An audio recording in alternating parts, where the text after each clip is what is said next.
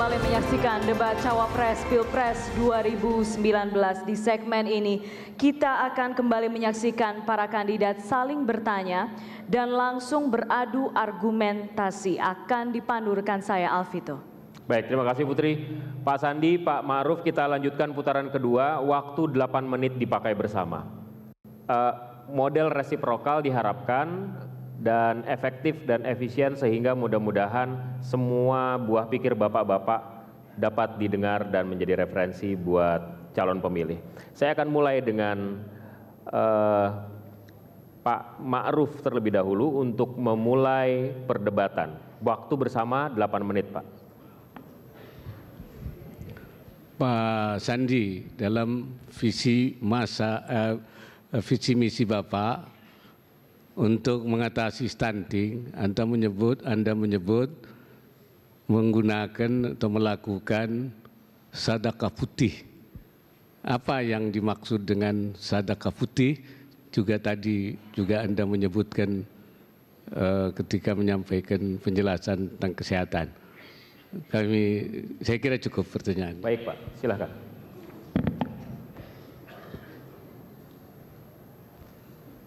Terima kasih Pak Kiai. Masalah stunting sangat-sangat ada dalam tahap yang gawat darurat, di mana sepertiga dari anak-anak kita kekurangan asupan gizi.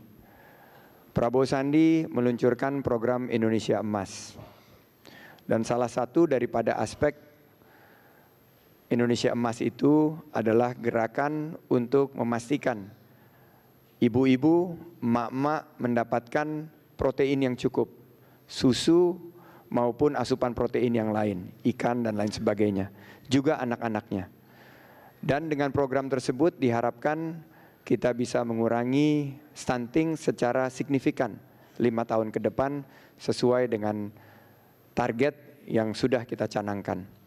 Kami meyakini jika pemerintah fokus pada pengurangan masalah stunting, kita akan memiliki generasi muda adalah generasi emas bangsa kita. Saya yakin juga sedekah putih yang dimaksud oleh Kiai Ma'ruf Amin tadi, Abah memberikan satu dorongan kepada teman-teman yang ingin berkontribusi. Putih itu adalah susu. Dan kita menjadikan bagian daripada Indonesia Emas. Program utama kami adalah Indonesia Emas. Siapa yang ingin menyumbangkan susu, tablet, kacang hijau, silakan. Dan ini merupakan bagian daripada program partisipatif kolaboratif yang kita ingin hadirkan untuk Indonesia. Karena tidak bisa diselesaikan pemerintah sendiri. Baik. Harus melibatkan juga pihak-pihak lain termasuk pihak-pihak dunia usaha. Ditanggapi Pak Ma'ruf, silakan. Isu sedekah putih itu ditangkap oleh banyak pihak memberikan sedekah susu setelah anak itu selesai disusukan oleh ibunya.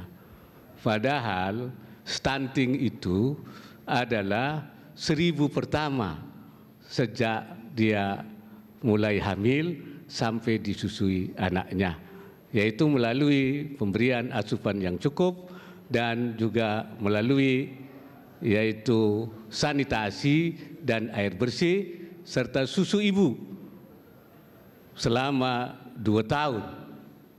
Dan setelah terutama sekali ketika susu ibu itu keluar pada saat melahirkan, yang oleh dunia kedokteran disebut sebagai kolostrum dan di dalam fikih disebut sebagai al-luba. Al-luba huwa labanul kharij awal al-wiladah.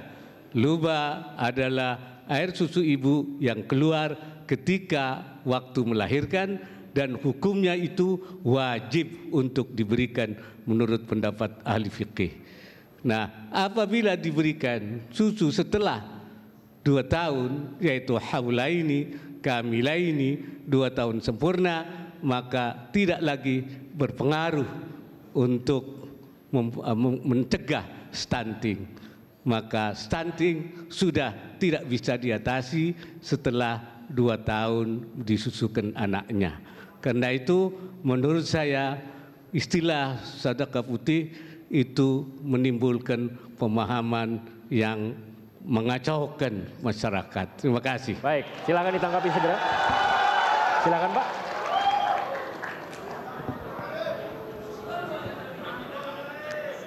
Ini ada Mpok Nur Asia, istri saya tercinta. Beliau melahirkan di usia 42 tahun. Anak terakhir kami si bungsu Sulaiman. Kami seperti ajaran daripada guru-guru maupun orang tua memberikan air susu ibu. Tapi mendadak di bulan ke-6 berhenti, tidak keluar lagi. Mungkin karena faktor usia, mungkin karena faktor yang lain. Nah, banyak sekali anak-anak seperti Sulaiman dan ibu-ibu yang lain juga mengalami kasus serupa. Dan disitulah kami ingin mengajak para kontributor, para yang bisa menyediakan susu, para donatur mengumpulkan uang untuk membantu agar gizi ibu dan gizi anak bisa kita perhatikan dan masalah stunting itu bisa selesai. Memberi itu baik menurut saya, dan apapun yang disedekahkan, baik itu dalam bentuk susu atau dalam bentuk yang lain, akan membantu. Bukan hanya pemerintah yang menangani, tapi juga seluruh masyarakat. Dan kita menginginkan sebuah program yang partisipatif, kolaboratif, mengajak seluruh masyarakat mengikuti sebuah gerakan. Ini bukan tentang Prabowo Sandi, ini bukan tentang Pilpres ini, tapi ini lebih besar dari Pilpres ini. Kita bicara generasi emas ke depan kita akan hilang kalau sepertiganya tidak mendapatkan asupan protein, tidak mendapatkan susu. Jadi saya ingin mengajak kita semua untuk berpikir yang besar untuk bangsa kita. Mari kita jangan saling menyalahkan dengan satu istilah satu sama lain. Mari kita fokus bagaimana menyelesaikan permasalahan ini bersama-sama. Karena kami yakin bersama kita akan mampu membangun Indonesia. Kita alihkan. Terima kasih Pak Sandi. Pak Ma'ruf, silakan jika ada tanggapan. Masih ada waktu. Silakan, masih ada waktu Pak. Silakan ditanggapi. Ya. Kami ingin justru apa yang sudah berhasil dilakukan pemerintah selama 4 tahun, menurunkan stunting sampai 7%, dari 37 menjadi 30%, karena itu perlu ada upaya-upaya lebih intensif. Sebenarnya stunting ini bukan hanya masalah kesehatan, tapi juga masalah sosial, masalah sanitasi, masalah gizi. Karena itu selain upaya-upaya pemberian ASI, juga memberian sembako kepada para ibu hamil melalui bansos, bantuan sosial, agar mereka mampu membeli kepentingan-kepentingan untuk memberikan air susu dan gizi kepada anaknya. Dan yang lebih penting lagi, yaitu bukan sejak hamil, tapi juga sejak sebelum nikah, melalui upaya bimbingan sejak akan menikah, melalui tuntunan, edukasi sejak di KUA. Karena itu kami yakin bahwasanya ke depan itu akan kita bisa menurunkan sampai 10%. Baik, terima kasih Pak Ma'ruf. Boleh sekarang tepuk tangan, mari.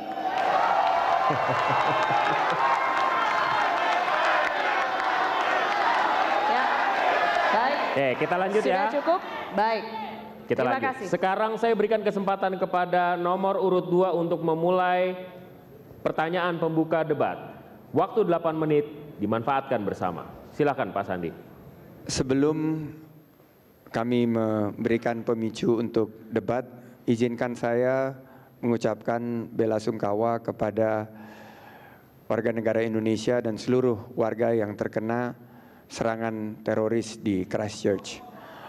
Dan kami juga baru saja mendapat kabar ada banjir di Papua dan juga gempa di NTB. Mari kita sama-sama beristighfar dan berdoa agar rekan-rekan kita, saudara-saudara setanah air bisa menghadapi bencana ini dan semuanya insya Allah bisa selamat pulih sedia kala. Silakan Pak. Saya ingin bertanya sedikit mengenai pengangguran di usia muda, khususnya lulusan-lulusan SMK yang tidak bisa mendapatkan pekerjaan. Saya melihat ada sesuatu sistem yang tidak nyambung, karena siswa yang masuk SMK itu berharap mendapatkan lapangan pekerjaan. Saya ingin bertanya, bagaimana visi Pak Yai agar kita bisa menurunkan jumlah 61% daripada pengangguran kita di usia muda, usia 15 sampai 24 tahun, agar kita pastikan target-target pertumbuhan bangsa ini ke depan bisa kita capai. Alangkah ironisnya, negeri dengan ekonomi nomor 15-16 terbesar di dunia masih kesulitan membuka lapangan kerja bagi anak-anak mudanya. Malah kita harus mengimpor tenaga kerja asing, mengekspor tenaga kerja kita ke Malaysia, ke Timur Tengah dan lain sebagainya. Mohon penjelasan dari Pak Kiai sehingga kita bisa menyelesaikan masalah besar bersama dalam forum diskusi ini. Terima kasih. Silakan Pak Maruf. Solusi yang akan kita tawarkan adalah solusi struktural dan solusi pasar, solusi market, non struktural. Solusi struktural adalah melakukan upaya reformasi pendidikan dari tingkat bawah sampai kepada universitas, terutama yaitu di tingkat SMK. Oleh karena itu kami akan melakukan revitalisasi SMK, politeknik dan akademi, dan akan kita sesuaikan dengan tuntutan pasar dengan melibatkan seperti saya katakan tadi, yaitu dunia usaha dan dunia industri, dan kepada mereka akan kita berikan insentif ketika mereka ikut mengambil peran. Di tingkat perguruan tinggi kita akan dorong supaya muncul cyber university atau campuran antara universitas konvensional dan cyber, sehingga akan melahirkan tenaga sarjana yang kualitatif dan mampu merespon dan memiliki lapangan kerja yang terbuka baik di dalam negeri maupun di luar negeri. Yang non struktural adalah upaya-upaya pelatihan, yaitu melalui balai-balai latihan kerja, melalui BUMN, melalui kursus-kursus. Oleh karenanya, untuk mendorong agar semangat untuk melakukan upaya peningkatan, maka kami sekali lagi akan mengeluarkan kartu prakerja supaya memperoleh semangat dan akan memberikan insentif honor antara 6 bulan sampai 1 tahun. Baik, kita alihkan ke Pak Sandi lagi untuk menanggapi, silakan. Kami melihat isu utama adalah tidak adanya link and match. Apa yang dibutuhkan penyedia kerja dengan yang dihasilkan sistem pendidikan. Maka program kami adalah memastikan bahwa SMK terhubung secara sinergis dengan para penyedia kerja, baik itu di dunia usaha maupun di sektor lainnya, termasuk pemerintahan. Kita pastikan bahwa siswa-siswi SMK kita harus mendapatkan lapangan kerja begitu lulus. Dan rumah siap kerja untuk anak muda yang kami luncurkan.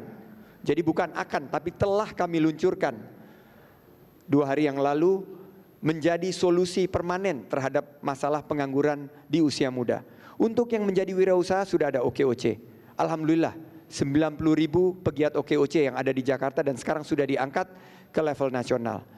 Tapi mengenai rumah siap kerja, di mana anak-anak muda bisa datang, di situ ada co-working space, di situ ada tempat berolahraga, main tenis meja, bola basket, maupun kegiatan-kegiatan training, baik itu barista kopi, kita sediakan di sana.